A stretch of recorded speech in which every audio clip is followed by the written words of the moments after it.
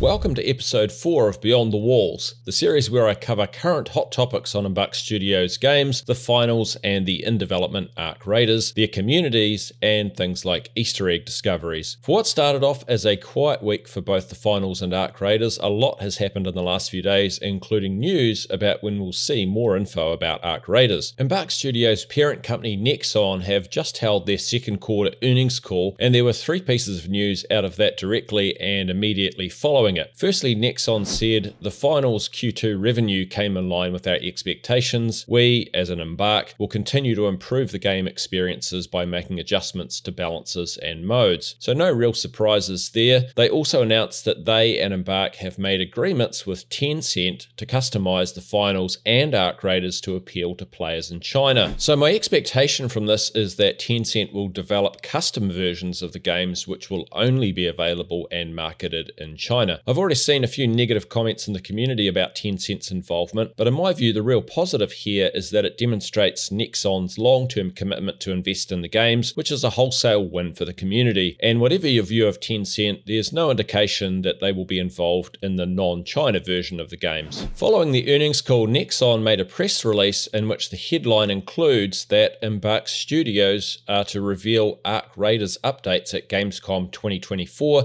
in Cologne, Germany. So players that have been patiently waiting for more news about Arc Raiders are going to hear something very soon. If other trailers and so on for Embark's games are anything to go by, I'd say the most likely thing would be for us to see some sort of trailer for the game during opening night live with Jeff Keighley, and that's on August 20. It does seem a little odd that the press release included this update about Arc Raiders in the headline, but then there's actually nothing mentioned about the game appearing at Gamescom in the body of the press release. It's almost like they forgot to add a little additional info, or that popping it into the headline was an error, but hey, it's there nonetheless. The same press release gave us a bit of additional info about Tencent's involvement with making custom versions of both games for the China market, stating, "This partnership is an important milestone for Embark, unlocking the potential to reach many more players," said Patrick Soderlund, CEO and founder of Embark Studios. "We're very impressed with Tencent's understanding of our games and their insights on customizing them for Chinese players." Moving on, update 3.8.0 launched this week with Embark adding Emerald progression to World Tour for all contestants that have reached Gold 1, and I think this allows me to make a little follow-up from the previous 2 episodes of Beyond the Walls, where I've talked a bit about the future of the finals, whether that be guided by a roadmap from Embark or not. I think we can now imagine what the long-term shape of the finals might look like. At the ranked end in Season 4, it almost goes without saying that I'd expect to see Cash Out back as the main ranked mode. We might also see Terminal Attack kept as an alternative ranked mode to choose from. I'd expect Embark to make some further amendments to how rank score works, as despite me suggesting that it was working fine a few weeks ago, a recent video from content creator Ikazo clearly showed that there are issues, such as the total team rank score not even being calculated correctly every time. Now I've linked Ikazo's video in the description below for you. Embark really need to make sure that rank score is well sorted before Season 4 kicks off. So far in Season 3, Cash Out has seen 2 rounds of changes under World Tour, including the team-wide penalty of 30% being removed completely, then with this latest update being reinstated as a reduced 10% penalty. And we might see some more adjustment of this before the end of Season 3, but it seems it's not far off being about where most people are happy with it. We could also see further changes to Cash Out beyond Season 3, but if they happen, it will likely be done in World Tour first, before being added into the ranked version at the start of a later season, which will provide certainty about the mode for ranked players throughout the season. With World Tour essentially having a pseudo-ranking system, it looks like it'll pretty much fill the middle ground between ranked and casual modes, allowing players to grind for position rather than having a pure rank score system that ranked should have. And this demonstrates the advantage of World Tour existing in that it can sort of become a testing ground for any changes to the ranked mode or modes. Then possibly the biggest unknown is probably amongst the casual modes. Personally, I think that the finals is yet to produce what I would call its flagship casual mode. I don't expect that Banquet and Power Shift will go anywhere, as they're fun casual modes in their own right, but I also think they don't really offer the correct gateway for brand new players to arrive into the game and to understand what the finals is all about. I also think that Quick Cash is too similar to Cash Out in that it doesn't dilute the competitive risk I talked about in episode 2 of Beyond the Walls, with it including 3 teams and only 3 players on each team. Again, I think a flagship casual mode for the game must share some elements elements of cash out, but probably only have 2 teams and increased player numbers on each team so that it is truly casual. This would potentially provide a great introduction to the finals for players coming from other 2-team FPS games, but still include the essence of what the finals is, which is clearly cash out. A flagship casual mode like that would be great to just jump in and have some relaxed fun in, but also teach new players the ropes and allow them to understand what they'll get themselves into if they feel like they want to step up to World Tour or Ranked. Do you think this paints a good picture of what the future of the finals will look like? Let me know in the comments. Okay, it's been a big week for Easter eggs. Us Easter egg hunters finally solved the 3-headed monkeys puzzle and activated level 3 of the ongoing main Easter egg puzzle for the finals. A quick recap. We had the phrase S lies from the first letters of the objects the 5 white rabbits are hidden on across the soul map, then the word cetacea, which is whales, dolphins and porpoises, on the sunset variant of the Cis Horizon map, and that allows a group of players to trigger 3 dolphins to swim in circles in the water. And we had to find at least 7 of 9 3-headed monkeys that disappear a second after you see them, and come up with a 7-letter word, again from the first letter of the objects they're on. In the end, we had N for the N on the shipping container in Pocket Park, E for electric generator right next to the cathedral, S for step near the cathedral, O for overpass, A for asphalt on the road next to the Royal Plaza, C for crevice next to one of the little buildings in the forest, and C for curb also in the Royal Plaza. And from that, Hunter Scarf came up with the word ensconce, which means to mistrust or to take an oblique glance, which fits the shy and disappearing 3-headed monkeys perfectly. Entering the phrase S lies cetacea ensconce as the activation password for level 3 takes us to this clusterfuck of a page named level 3 the hunt. On it there are 3 apparent categories named MW.area 1 through 3. Each has the same 5 sets of coordinates rapidly changing beneath it, and below those each one has 3 passwords to solve. So we now have to work out 9 passwords for level 3, which is actually identical to the number we faced for level 2 of the Easter egg puzzle. We don't know what the MW stands for, nor the password URL names that include the letters MMA. Hopefully it doesn't mean we have to cage fight our way to the answers. If we map the 5 sets of coordinates on Earth, they don't really make much sense, ending up in places with seemingly little meaning. However, mapped out across the moon, they possibly make some sense. They each end up right on or very close to craters named after 5 historical figures from the sciences. August Petermann, a German cartographer, geographer and polar explorer, Pliny the Elder, a Roman author, naturalist, natural philosopher, naval and army commander, who was alive when Mount Vesuvius erupted in 79 AD. Carl Linnaeus, a Swedish biologist who formalized the binomial nomenclature we use today for naming species, and was therefore the father of modern taxonomy. Willem de Sitter, a Dutch mathematician, physicist and astronomer who made major contributions to the field of physical cosmology. He co-authored a paper with Albert Einstein in 1932, and his research included studies about the moons of Jupiter. And Temple Chevalier, a British clergyman, astronomer and mathematician who made important observations of sunspots and Jupiter's moons, as well as regular meteorological observations. And that's all we have on level 3 so far. Now, in addition to that progress, Easter egg hunter Ludenope presented the other hunters with a bunch of possible connections they'd made relating to the main Easter egg hunt, as well as some things we see in the game. It represented a huge amount of work from Ludenope, and while some of the connections are purely coincidental, there are some solid finds amongst them, and they also give you some insight into how a lot of us Easter egg hunters try and discover connections. Notably, there are multiple connections to Elvis Presley, whose outfit was part of the Season 1 Battle Pass. For instance, the code S lies that was derived from the White Rabbit locations on Sol, if we take it literally that the S in S lies is something other than an S, then in Leet language it could be a 5, which in Roman numerals would be a V. We'd then have V lies, which is an anagram for Elvis. Additionally, Argon Casino brings several strange links to Elvis. The word Argon can be rearranged to Garon, which was the middle name of Elvis's stillborn twin brother. Also, argon is the third main component of the Earth's atmosphere, along with oxygen and nitrogen. A-R, O, and N spell Aaron, which is Elvis's middle name as it appeared on his birth certificate, spelled that way to match part of his deceased brother's first name. Ludenope also noticed that the logo for the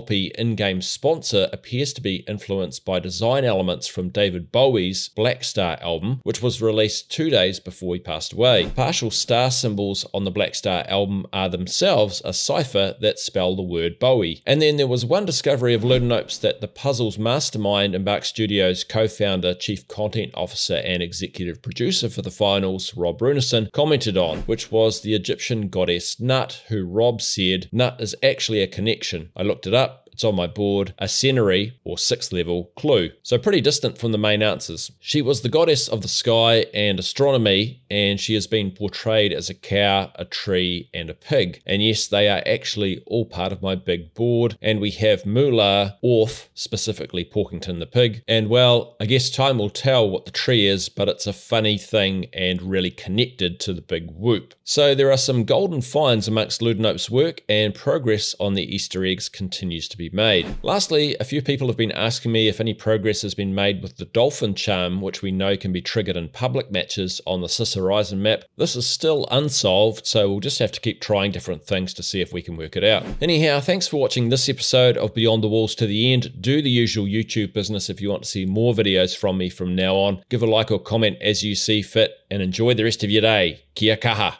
Stay strong. Everybody knows the world ain't right. Down on your knees, get up and fight.